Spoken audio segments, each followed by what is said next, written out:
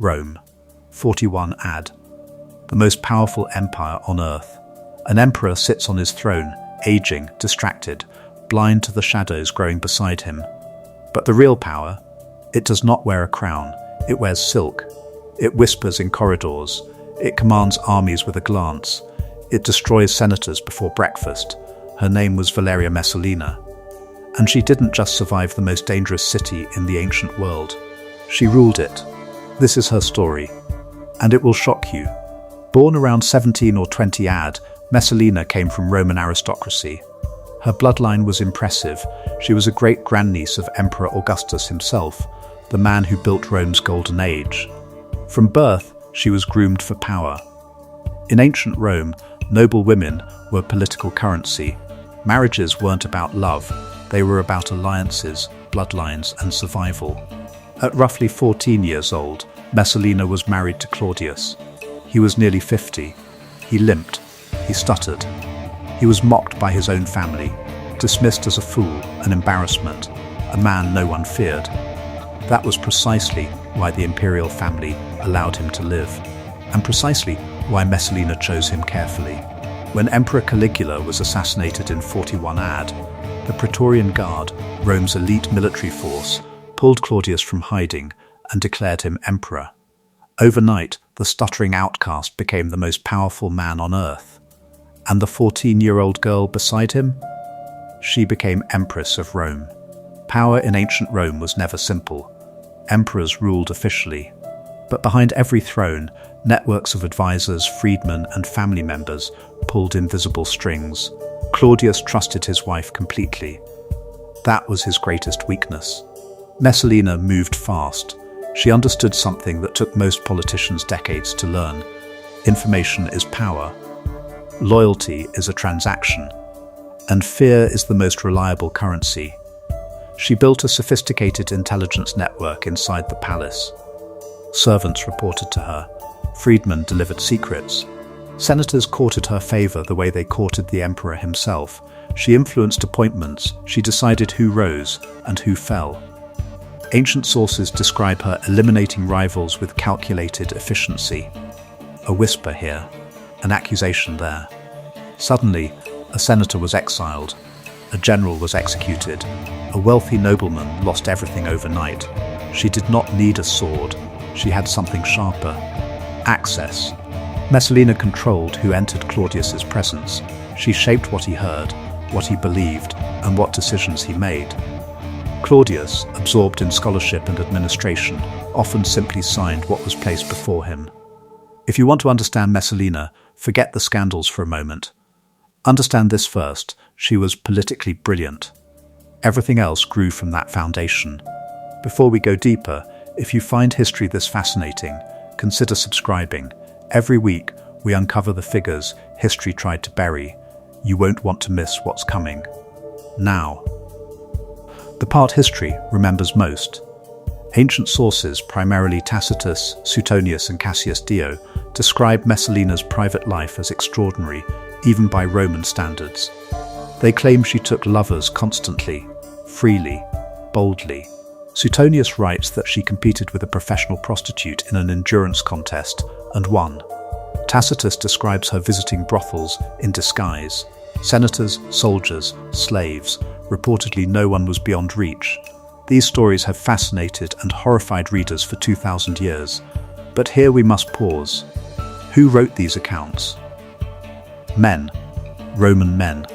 Writing years, sometimes decades, after Messalina's death. Men whose careers, families, and fortunes depended on pleasing whoever held power at the time she was condemned. In Rome, destroying a fallen enemy's reputation was standard political practice. The more vile the portrait, the more justified the execution appeared. A woman who wielded genuine power, who outmaneuvered senators, controlled the emperor's ear, and accumulated personal wealth, was uniquely threatening in a society that considered female ambition inherently unnatural. The most effective weapon against such a woman? Make her sexuality her entire story. Reduce her intelligence to appetite. Replace her political genius with moral corruption. This doesn't mean Messalina was virtuous. Roman aristocratic life was genuinely decadent. Affairs were common across all genders, but the scale described by ancient sources likely reflects propaganda as much as biography. History is always written by survivors, and Messalina did not survive. 48 ad. Claudius is away from Rome. What happens next is so extraordinary that even ancient historians struggled to explain it. Messalina publicly marries another man. His name is Gaius Silius, young, handsome, one of Rome's most prominent senators. The ceremony is real, witnesses attend, documents are signed. While the Emperor of Rome sits in Ostia, his Empress conducts a public wedding ceremony in the capital. Why? Historians have debated this for centuries. Some argue it was genuine passion, that Messalina had finally abandoned political calculation for personal desire. Others suggest it was a coup attempt. Silius was ambitious. Perhaps together they planned to replace Claudius, position Silius as regent, and secure the throne for Messalina's young son Britannicus. The truth, as always, lies buried. What is certain is this: Claudius's freedmen, men who ran the imperial bureaucracy and understood exactly what a change of emperor meant for their own survival, moved immediately. They told Claudius everything, and for once the distracted emperor acted with speed. Silius was arrested and executed within hours. Messalina's allies fell one by one. She fled, she sent messages, she begged for an audience with her husband. Ancient sources suggest Claudius was genuinely torn. Despite everything, he hesitated. His freedmen did not hesitate for him. They sent soldiers to finish what politics demanded. Messalina was found in the gardens of her mother's home. She was approximately 22 years old. She attempted to take her own life. Her hand shook. A soldier completed the act. After Messalina's death, the Senate voted for her memory to be erased. Damnatio memoriae, condemnation of memory. Her statues were torn down.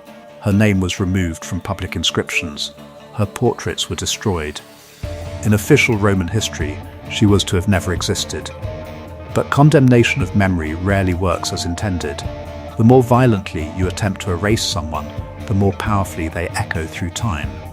Claudius reportedly did not learn of her death until after the fact. When informed, he asked for more wine and continued eating. Whether this represents grief too large to express, emotional numbness, or simple relief, no one recorded. Within months, he married again. His niece, Agrippina the Younger, a woman who would prove in many ways far more dangerous than Messalina ever was. History, it seems, never learns. Drop a comment below. Do you think Messalina was a political genius unfairly condemned? Or did she genuinely destroy herself? History's most complex figures deserve real debating. Valeria Messalina lived barely 2 decades. In that time, she navigated the most treacherous political environment in human history. She built real power in a world designed to deny it to her. She made decisions, right and wrong, with consequences that shook an empire. Her story teaches us something ancient and uncomfortable. Power without accountability becomes self-destructive. Propaganda outlasts truth. And history, written by those who benefit from a particular version of events, must always be read critically. Messalina was neither the monster Rome's historians described, nor an innocent victim. She was human, brilliant, ambitious, flawed, dangerous, and perhaps that is precisely why, 2,000 years later, we cannot stop talking about her. Rome fell, emperors crumbled, empires turned to dust, but she remains,